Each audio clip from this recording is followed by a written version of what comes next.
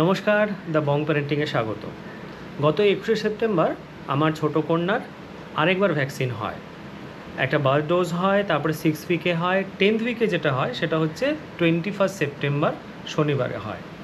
এই ভ্যাকসিনটা দেওয়ার সময় একটা ভালো ব্যবস্থা হয়, সেটা হচ্ছে হেলথ সেন্টারের খোঁজ পাওয়া যায়, সেখানে ভ্যাকসিন দেওয়া হয়। এটার জন্য স্পেশাল থ্যাঙ্কস গোজ টু আশাকর্মী, মানে লোকাল যে আশা দিদিরা আছে তারা আমাদেরকে সাহায্য করে।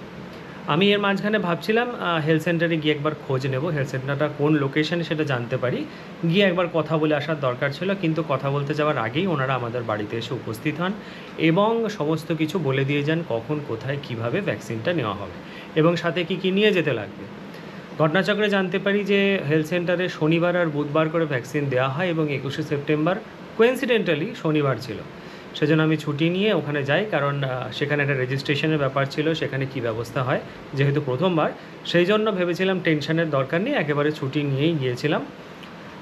আমরা সকালবেলা মোটামুটিভাবে অ্যারাউন্ড 11টা নাগাদ ওনাকে ফোন করি, আশাকর্মীকে ফোন করি যে যাবো কি না, চালু হয়েছে কি না, শুরু হয়েছে কি না। তো মোটামুটি 11টার সময় গিয়ে প্রস্তুত হই।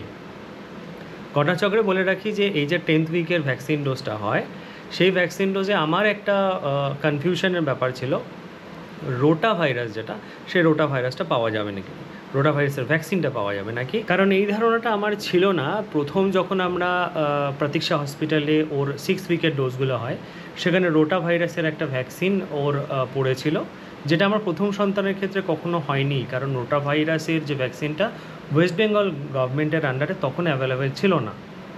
অনেক বছর পরে রোটা ভাইরাসটা চালু হয় এবং যেহেতু বাইরে থেকে প্রাইভেট থেকে দিয়েছিলাম, আমি ভেবেছিলাম হয়তো রোটা ভাইরাসটা আমাকে প্রাইভেটেই দিতে হবে, একটু কনফিউশনে ছিলাম। এবং কিন্তু ওখানে গিয়ে জানতে পারি যে রোটা ভাইরাসের ভ্যাকসিনটাও আসাম গভর্নমেন্টের আন্ডারে রেগুলার যে ভ্যাকসিনেশন বা এই যে প্রোগ্রামগুলো আছে সেই প্রোগ্রামের মধ্যে রেগুলারলি দেওয়া হয়। ওই দিনকে ওর দুটো ওরাল ভ্যাকসিন ডোজ পড়ে, একটা রোটা ভাইরাস, একটা পোলিও, আর পায়ে যেটা পেন্টাভ্যালেনের সেকেন্ড ডোজ সেটা পড়ে।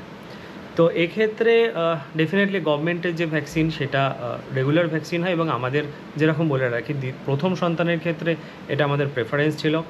সরকারের ঘর থেকে বিনামূল্যে হয়ে যায় এবং ভ্যাকসিনগুলো নিয়ে কোনো সন্দেহের বা প্রশ্নের কোনো জায়গাই থাকে না। তো আমাদের খুবই ভালো লাগলো। সেই দিনকে 11টার সময় গিয়ে উপস্থিত হয়েছিলাম। যাওয়ার সময় আমার এবং আমার ওয়াইফের আধার কার্ডটা নিয়ে যেতে হয়েছিল, কারণ ফার্স্ট এন্ট্রিটা হতো, রেজিস্ট্রেশনটা হতো গভর্নমেন্টের, সেন্ট্রাল গভর্নমেন্টের একটা পোর্টাল আছে, সেখানে একটা এন্ট্রি হয়, রেজিস্ট্রেশন হয় এবং তারপর একটা রেজিস্ট্রেশন নাম্বার দিয়ে একটা ভ্যাকসিনের কার্ড ইস্যু করে দেওয়া হয়, যেটা অল ওভার ইন্ডিয়াতে ভ্যালিড। আমি এরপরে সারা ভারতের যে কোনো প্রান্তেই যাই না কেন, সেখানে স্বাস্থ্যকেন্দ্রে এই ভ্যাকসিনের কার্ডটা দেখালে সেই ভ্যাকসিন, যেটা উপযোগী ভ্যাকসিন হবে সময় অনুযায়ী, সেটাও পেয়ে যাবে। আপনাদের সকলকে আরেকটা কথা জানিয়ে রাখি, যখন ফার্স্ট টাইম ভ্যাকসিনের জন্য কোনো হেলথ সেন্টারে যাবেন, আপনাদের নিজেদের আধার কার্ড অরিজিনাল নিয়ে যাবেন। তো এই আধার কার্ড এবং কিছু বেসিক ইনফরমেশান দিয়ে প্রথমে রেজিস্ট্রেশন করে দেয়। আমাদের একটু অপেক্ষা করতে হয়, যেহেতু গাড়ি ছিল এবং প্রচণ্ড রোদ ছিল, প্রচণ্ড গরম ছিল। গাড়ি ছিল বলে একটা রক্ষে তারপরে ছাতা দিয়ে আমরা হেলথ সেন্টারে গিয়ে পৌঁছাই এবং সেখানে একটু অপেক্ষা করতে হয় এবং বেশ কয়েকজন চেনাশোনা মানুষের সঙ্গেও দেখা হয়, তারাও তাদের বাচ্চাদেরকে ভ্যাকসিন দেওয়ার জন্য নিয়ে এসেছেন। তো ভ্যাকসিনটা দেওয়া হয় একটা পায়ে আর দুটো মুখে, যেরকম বললাম। পায়ের ভ্যাকসিনটা দেওয়ার পর স্বাভাবিকভাবে খুব ব্যথা যন্ত্রণা হয় এবং সঙ্গে সঙ্গেই খুব কাঁদে, যেটা সত্যিই খুব কষ্টকর। কিন্তু বাড়িতে তারপরে নিয়ে আসার পর, বাড়িতে বেশি দেরি করিনি, বাড়িতে নিয়ে আসার পর ওই জায়গাটায় থ্রম্বোফব জেল নামে একটা জেল পাওয়া যায়, সেটা লাগিয়ে দিলে লোকালি একটু রিলিফ পাওয়া যায়, মানে ওই জায়গায় যে পেনটা হয় সেটা একটু কমে যায়। বাড়িতে নিয়ে আসার পর দিই এবং সেই দিনকে রাত্রেবেলা এবং পরের দিনকে একটু জ্বর ছিল, জ্বরের জন্য আমাদেরকে ডাক্তার যেরকমভাবে জ্বরের ওষুধ দিতে বলেছিল সেইভাবে দিয়ে দিই। 2 দিন পরে একদম ফিট, পাও খুব সুন্দর নাড়তে পারছিল, কোনো অসুবিধা হয়নি। এরপরে নেক্সট যে ডোজটা আছে সেটা আমরা স্বাস্থ্য কেন্দ্র থেকেই দেওয়ার ব্যবস্থা করব।